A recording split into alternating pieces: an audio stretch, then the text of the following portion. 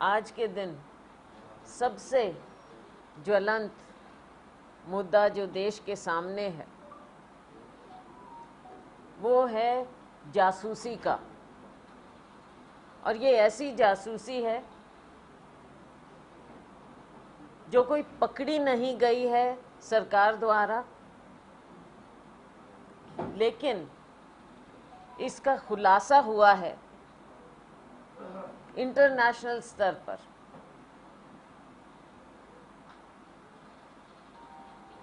एक ऐसी कंपनी,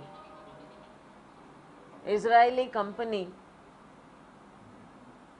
जिसने सॉफ्टवेयर बेचा है पेगासस नाम से, दुनिया भर में, और ये सॉफ्टवेयर कोई प्राइवेट एंटिटी नहीं खरीद सकती, केवल सरकारों को उपलब्ध होता है। बहुत महंगा भी है, केवल सरकारें खरीद सकती हैं और सरकारें इसका इस्तेमाल कर सकती हैं। जो खुलासा हुआ है ये इंटरनेशनल एजेंसीज द्वारा केवल भारत के खिलाफ नहीं बल्कि 45 देशों के बारे में ये खुलासा हुआ है। हम तो सीधे तौर पर कहेंगे कि सरकार आज तक ये नहीं कह पाई है कि इसका इस्तेमाल उसने किया है कि नहीं, ये सॉफ्टवेयर उसने खरीदा है कि नहीं। आपने देखा पिछले दिनों में बहुत सी रिपोर्टिंग हो रही है, 300 के करीब भारतीय लोगों के खिलाफ इसका इस्तेमाल करने की रिपोर्टिंग हुई, जिसमें टॉप पॉलिटिशियंस हैं, हमारी जुडिशरी से संबंधित लोग हैं, कॉन्स्टिट्यूशनल अथॉरिटीज़ हैं, ऑपोजिशन लीडर्स, पॉलिटिकल लीडर्स, अनेकों लोग ऐसे हैं जिनके खिलाफ इसका इस्तेमाल कथित तौर पर हुआ है। बड़े बड़े सीईओज, मीडिया के बड़े हाउसेस, हमारे नेता श्री राहुल गांधी जी, उनसे संबंधित कुछ लोग, और पिछली बार प्रियंका गांधी जी, उनका भी हैकिंग में नाम आया था। लेकिन 19 से आज तक सरकार ने इसके बारे में सच्चाई नहीं बताई है। साफ तौर पर ऐसी बातों का खुलासा हो रहा है कि इसका इस्तेमाल नेशनल सिक्योरिटी के लिए नहीं, टेररिज्म से लड़ाई के लिए नहीं, लेकिन हमारी जो फंडामेंटल राइट है, आप लोगों की फंडामेंटल राइट है, freedom of speech and expression, उसके ऊपर प्रहार हुआ है।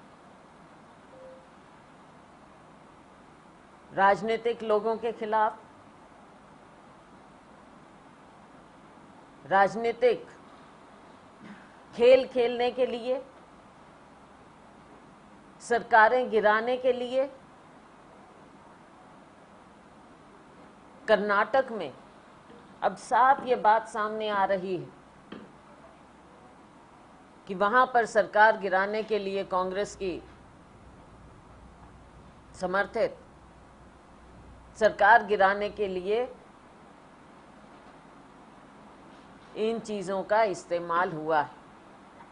और साथियों, ये नॉर्मल हैकिंग नहीं है, बहुत सोफिस्टिकेटेड हैकिंग है। जो कहा जाता है कि व्हाट्सएप जैसी सिग्नल जैसे मीडियम हैक नहीं हो सकते, लेकिन वो भी हैक हो सकते हैं। आपके पास टेलीफोन है, अपने आप ऑन हो जाएगा। आपके कैमरे से, आपके माइक से हर एक चीज रिकॉर्ड हो सकेगी, चाहे आपने ऑन किया है नहीं किया है। आपकी ईमेल्स, आपकी बातचीत, आपके मैसेजेस, व्हाट्सएप जो कहा जाता है कि उसे भेदा नहीं जा सकता, लेकिन व्हाट्सएप ने खुद पिछली बार माना था कि व्हाट्सएप की भी हैकिंग हुई। तो साथियों, सरकार ये नहीं बता पा रही, बताना चाहती नहीं कि ये क्या हुआ, कैसे हुआ, क्यों हुआ। क्या उसकी मर्जी से हुआ? क्या भारत में हुआ, या हमारे किसी दुश्मन ने किया, किसी दुश्मन देश ने, उसकी सरकार ने किया? हमारी सरकार की रजामंदी से हुआ, या हमारी सरकार को मालूम ही नहीं? हर तरह से कोई भी आप नजरिया ले लीजिए, ये सरकार को कटघरे में खड़ा करता है। आपकी रजामंदी, आपके द्वारा किया गया, या आपको मालूम ही नहीं, टोटल इग्नोरेंस। तो ये कैसी सरकार है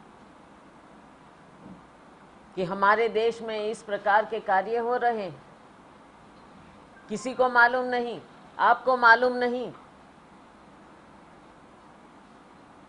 आपकी प्राइवेसी वायलेट हो रही। पिछली बार जब ये सवाल उठा था, तब उस समय के मंत्री रविशंकर प्रसाद जी ने तब भी, मैं तो कहूंगी, गुमराह ही किया, असली बात पर आए ही नहीं। लेकिन ये साफ जाहिर होता है कि 2019 के चुनाव के लिए इसका इस्तेमाल, या मिसयूज हम कहें, वो किया गया। कि ये क्यों नहीं बता पा रही है कि उसने ये सॉफ्टवेयर खरीदा है, इस्तेमाल किया है या नहीं किया है। इस बात का जवाब ये सरकार बार बार नहीं दे पा रही। हमारी मांग है कि इसमें टोटल फेलियर, या जो भी कुछ घोटाला हुआ है, इस सब का पर्दाफाश करने के लिए, क्योंकि इस देश को अधिकार है जानने का, सुप्रीम कोर्ट द्वारा मॉनिटर्ड जुडिशियल इंक्वायरी हो, या फिर जेपीसी हो,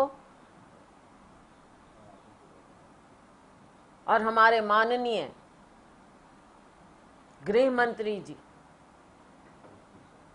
जो कि इसके लिए जिम्मेवार हैं, क्योंकि वो गृह मंत्री, उन्हें मालूम होना चाहिए, उन्हें तुरंत इस्तीफा देना चाहिए।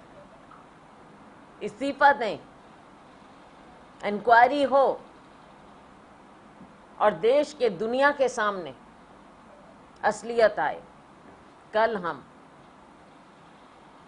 एक मार्च करेंगे पीसीसी ऑफिस से राजभवन तक। हमने अनुमति मांगी है कि हम प्रोटोकॉल का ध्यान रखते हुए राजभवन तक मार्च करना चाहेंगे, इस मुद्दे की ओर ध्यान आकृष्ट करने के लिए।